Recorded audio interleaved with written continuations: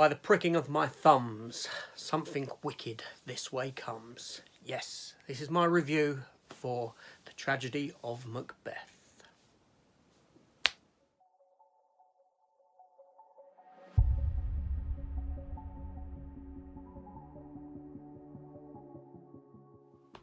Okay, so this film, I've been looking forward to it for a while. I saw the trailers and it looked good. It's just dropped on Apple TV and thusly I watched it. Well, it dropped a few days ago. So I'm going to talk about this film, give you my thoughts on it. So obviously this is based on the play by William Shakespeare. The movie itself runs for 1 hour and 45 minutes and is directed by Joel Cohen from the Cohen brothers fame. As you know, they've directed stuff like Fargo, Oh Brother Where Art Thou, among a whole host of other movies. The film stars Denzel Washington in the title role of Macbeth, Frances McDormand as Lady Macbeth, and it's got a whole array of supporting cast around them, including the likes of Brendan Gleeson, who's always fantastic when he pops up in anything. So this is literally the story of Macbeth, you know, the tragic tale of the Scottish play, shall we say.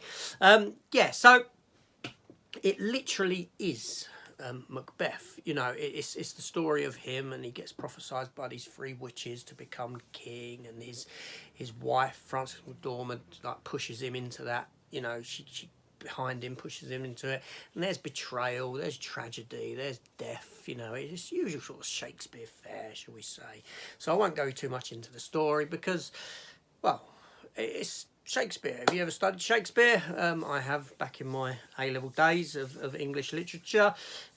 Yeah, so I'm familiar with the text itself. And this film is quite difficult to follow in the sense that they do all speak Shakespearean within the movie all the way through from beginning to end. It is literally the play on stage. So whether that's your cup of tea or not, I don't know. Obviously, it's going to be for a select few, this movie. My guess is it isn't your normal sort of fare. So go into it with that in mind. So the film, this review, you know, is more about the production, how it's handled, the look of the film and all this sort of thing. So anyway, so first off, the film is filmed all in black and white. Yes, it is a black and white production. Obviously, Denzel Washington is a actor of colour, portraying what would have been a white character. So that might upset a few people, but not me. The fact the film is set in black and white sort of says to you, don't worry about colour.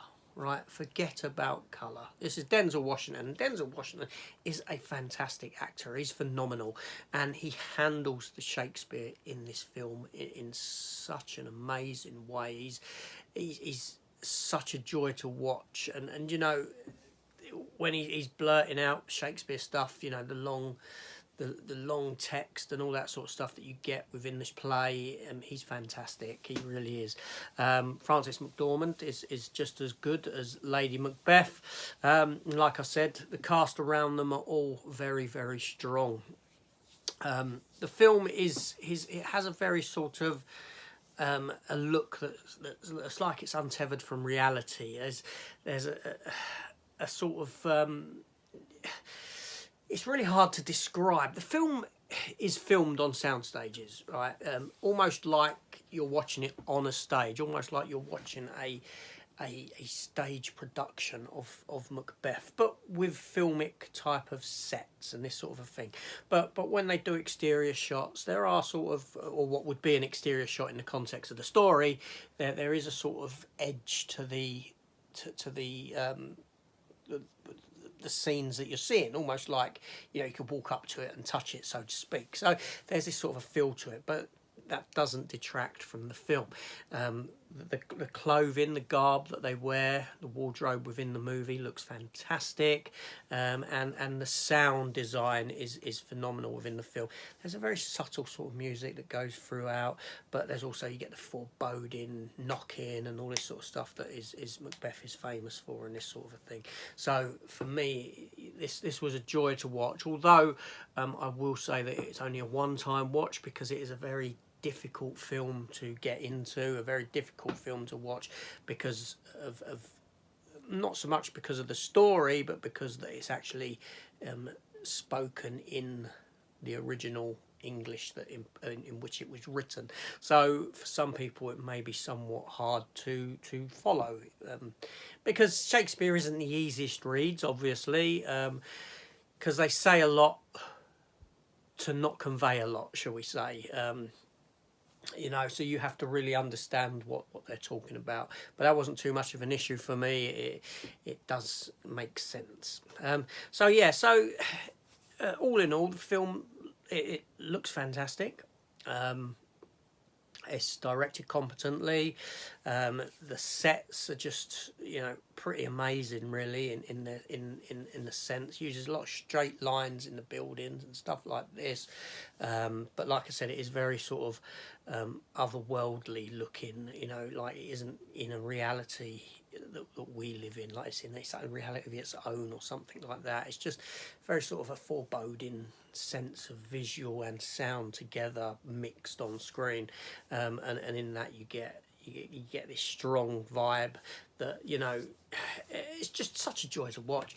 Like I said, the acting is top notch. I can't fault Denzel Washington at all. He's taken Shakespeare and he's handled it, and you've got to be some sort of a brilliant actor to be able to pull off Shakespeare successfully. You know, your best English thespians manage it, but to see Denzel Washington doing this, it's big thumbs up. This really is a joy.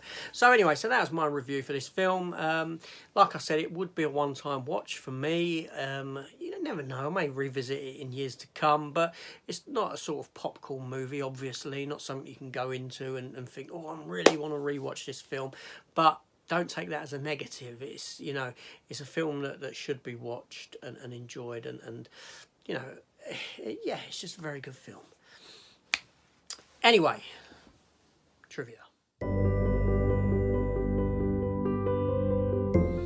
Yes, so this is my trivia section where I give you some fun facts about the film, or not so fun facts when it comes to this film. I don't know, the film, because it's so foreboding and all this sort of thing, these facts seem a bit sort of dour, shall we say, than facts you'd get out of a superhero film or a comic book related film or anything like that. But anyway, we'll get into it. So, first off, this is Joel Cohen's first solo directorial effort. All his other films have been filmed as you know, with him and his brother. Yeah, the whole movie was filmed on sound stages, like I've already said. Everything was built except for one element in the very final scene of the film. Yes, very final scene. So if you see the film, you'll know it, you'll see it. That's the only element of the film that was actually filmed outdoors. Everything else was interior. The film was shot in 36 days. That's all they took to film it. And it was shot shortly after COVID started. It finished shooting. This isn't Denzel Washington's first foray into Shakespeare. No, he starred in 1993's Much Ado About Nothing, directed by Kenneth Branagh. Yeah, so anyway, that was it. Just a few little facts about the film, and I'm going to be doing this at the end of each film review that I do. I put in a little blurbs, you know, some just for a little bit of fun. But anyway, so that was it. That was my review for The Tragedy of Shakespeare. I would highly recommend you give it a watch if you feel that you can stomach Shakespeare, that is. I know it's not for a lot of people, but there you go. Anyway, this is AJ. Thank you for watching. Please consider hitting the subscribe button, coming over and joining the channel. Joining me, not only do I look at vast arrays of Blu-ray and DVD, I do my film reviews, I do all this other stuff, so worth checking out. Anyway, I'm getting going, and I'll see you on the next one. Take care all, and goodbye.